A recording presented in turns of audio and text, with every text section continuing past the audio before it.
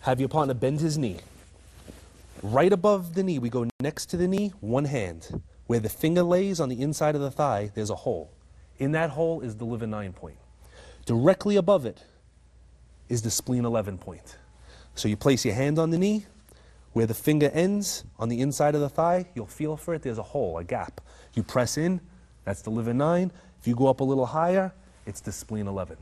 The reason we need both is we're not sure which one's going to be accessible when the legs are around our waist. Whichever one we can get to is the one that we're going to go for.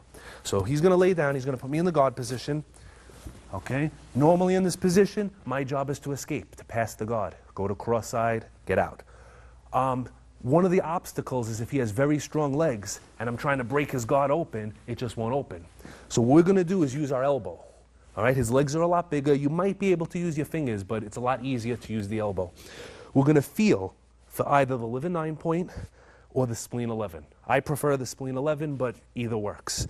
We'll do the liver 9 first. I put the elbow in, and I press, and the legs open. Now, of course, we're grappling. He's going to close his legs. He's going to do something else. I need to know how to pass, so I'll go over. I'll go to the side. All right? We're not doing grappling today. We're just showing this one application, though. So from here, elbow inside, where it's supposed to be anyway, press to release. If you wanted to cause pain more than that, we would lift the leg and press. Now, there's nowhere for him to go because the leg, even if it opens, I have it braced on this side. The exact same technique using the spleen 11 would be, let's say we had a really tight guard and I couldn't get the elbow back. I'd fit it a little bit lower and I would press. What you want to do is press it to the ground, all right, all the way down. As long as I keep pressure, he's in pain. Pass it to my hand and bring the knee across. And then from here, I can go to my guard passing and to the cross side. So one more time. All right. I have my elbows in for protection. He tries to sit up. He can't. Okay, I have good posture. Elbow in, press to the ground. Palm, hold it down, bring the knee across. And now I'm halfway towards getting out of the guard. I've accomplished my goal, which was to break the guard open. All right, come back up. So when we go for these points, inside the knee, inside the upper thigh. With the elbow, press. If person's very strong, press with two hands. Real fight situation, if you wanted, you can strike it, but this actually works better pressing in the position that you're in because you don't have a lot of room to wind up. So just leaning forward with your weight on the point of the elbow into the liver 9 or the spleen 11 points.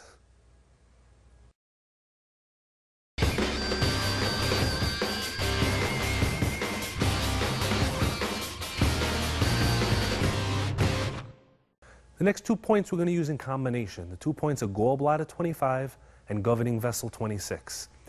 Gallbladder 25 is the only point that we're using on the body as far as pressing and squeezing. Most of the body points require striking.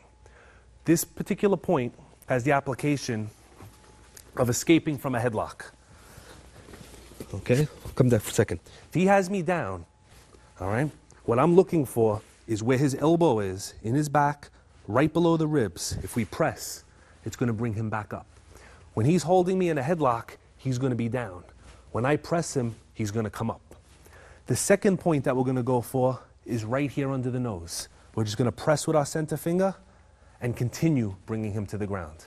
So this point will straighten his body, and then this one will make his head go backwards, allowing me to throw him. All right, so we're going to do it from a couple of directions. We'll do it from this way first so they can see the first point. As he's squeezing, I find my palm, I press. He comes up. Okay, so watch that one more time. I find the palm, press with the thumb. The next portion of it, once we get him into this position, okay, is to reach over and drop him to the ground. So it's a two-part technique. All right, so watch one more time. The second half, he's squeezing nice and tight. I press in. Now, if I keep pressing from here, I won't make him fall. It'll just give him pain. I need to make him release, so I shift up into this position. The center finger goes under the nose. On the chin, if he's got a strong neck muscle, push down. It's not going to work. Under the nose, I press down, and I make him release. All right, so we're going to do the whole technique now from different directions. As he's here, press and drop.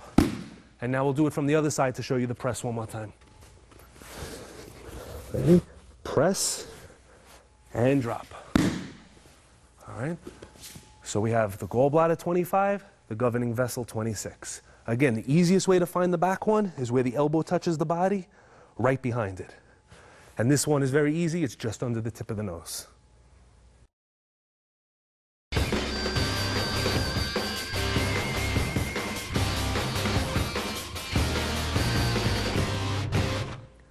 To make pressure points more effective, we want to use them in combination with each other. One will generally set up the other one or open up the possibility for another pressure point attack.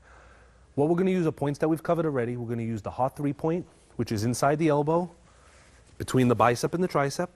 So that's going to be our first point. We start with the arms. We work our way up to the neck to the stomach 9 point, right next to the Adam's apple. And then when he's down on the ground, we're going to control him with the triple warmer 17 point behind the jaw. So we're going to flow from one point to the next. So when he grabs, first move, we're going to squeeze and pull him close to us. Now that he's close, I can access his neck. I'm going to reach for the stomach 9 point, I'm going to press down, and I'm going to turn, which will drop him. From here, I'm going to take that same hand and press behind the jaw, all while maintaining control of that heart 3 point, which will make the other two more sensitive. From here, I can just give him a lot of pain. I can strike him. I could shift to an arm lock. I have millions of opportunities. All right, so let's go through that one more time slow. He grabs. All right, palm on the elbow, squeeze. Now we have pain. We want to control him. I need him close, so I pull him. Middle finger reaches around the back. I find the spot, and I squeeze. I want to take him down, though, so I step backwards. Okay, I press behind the triple warmer 17, all the time maintaining control of this arm. As long as I have control of this arm, I can easily shift to an arm lock or any other technique that I choose. All right, so let's watch one more time, a little bit faster. All right, so he grabs, squeeze, down, press. Okay, we'll do it again from the other side. All right, he grabs, squeeze, down, and press. And that's our combination.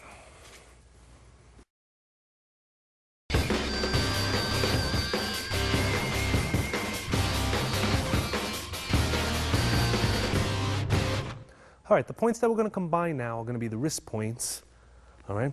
The heart 5 point and the lung 8 point. We're going to combine that with the points on the cheekbone, which is the small intestine 18 point, and we're going to pin him to the ground with the CV 22 point under the neck. Being that we're working with pressure points, we're using pressure points for everything. As a complete martial artist, we want to be able to combine everything: punching, kicking, throwing, pressure points. So in your system, as you're training, if you bring him down with a pressure point, you don't have to pin him with a pressure point. You can go to an arm lock, or you can kick him. Keep in mind that you can blend it. We're just showing some applications to give you an example of how the different moves work together. Doesn't mean you necessarily have to do them this way. All right? The first move, we want to control him on the heart 5, lung 8 point. We want to bring him a little bit closer, so we bring him down. If I do it right, he'll come like this. If I only get him to come a little bit, that's okay also. All right, so I bring him down. I find the cheekbones. I put the thumb and the middle finger in with the points. I push up. I bring him down, drop to the knees, and I press into the CV22 point in the neck. So just turn sideways a little bit. Let's just, no, the other way. Let's just show that point. As I get him to here, like a spear, I push and I apply pressure till he taps. Now, could I have used the same point we used last time to pin him behind the jaw? Yes. For variety, we're just showing you different examples of things that you can do. So let's do it one more time. All right. Same thing with the attacks. If he grabbed me with 2 hands, I can still do the same move. It doesn't have to be off one hand. We're just doing this so you can see the techniques a little more clearly. We grab the points, we turn the wrist, we bring him down. Fingers go underneath, I take his balance, step back, bring him down, drop to the knees, and press in. All right? We're going to do it 2 times fast from both directions. He grabs, bring him in, down, and pin. Okay? And one more time from this angle. He grabs, control him, bring him down, and pin. Okay? So we have heart 5 and lung 8, squeezing, small intestine 18 under the cheekbones, and CV22 to pin him.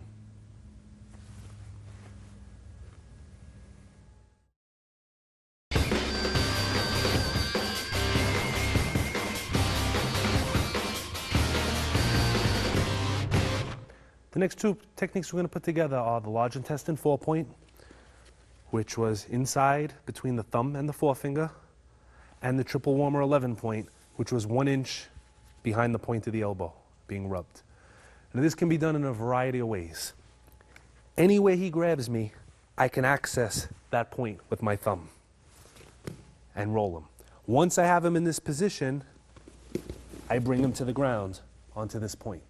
To make it more painful for him, I keep rubbing it. As long as I keep rubbing it, he's in pain. If I wanted to just pin him and not have to rub him, I would put my foot under and step over. And now if he gives me a hard time, I just move my toes and I have him locked. Okay, so let's watch that one more time. All right, so we'll turn this way a little bit. He grabs, I reach over, and with my thumb, I press into the large intestine 4-point. I squeeze. That opens his grip. I turn him and I set him. Once I set him, I go 1 inch above the elbow with the foreknuckles and I rub. Again, if I rub and do this, that's what happens. If I bring him to the ground, that's what happens. Once he's here, I continue to rub to put him in pain.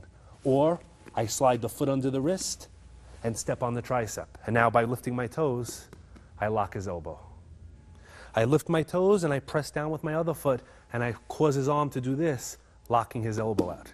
An alternative would be from this position to just reach over to the triple warmer point and press, okay, making him tap.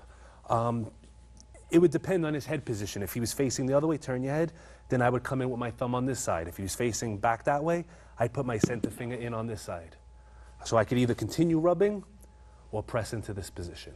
All right, another way to get to this would be the way we showed it originally. Let's back up a little bit. Is to press with the thumb here, turn him around, and now we're back where we were before. Rub and down. Okay? Anytime I can get my thumb into that position, all right, turn this way. Let's say he was choking. I can reach through, or reach over actually, and squeeze. And I'm back to here. He was grabbing the wrist before, we were here. He was grabbing with one hand, we were here. So anytime we look to twist his wrist, that large intestine 4-point becomes very important. Anytime we get him to this position, the triple warmer point is very important because when his arm is straight, it's very susceptible to being locked. All right, so the 2 points we used again, the large intestine point over here, and the triple warmer 11-point, 1 inch above the point of the elbow. Thank you for watching the video. I hope you enjoyed it.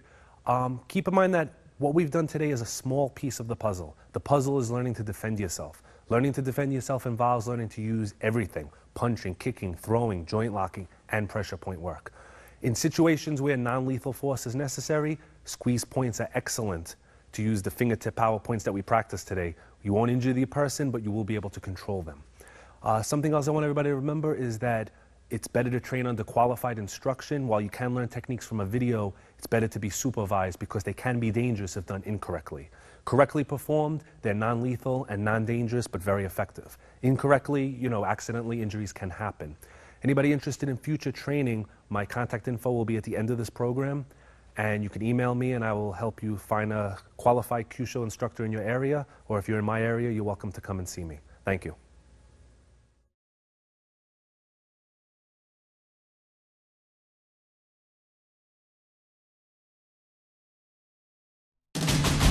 Wow!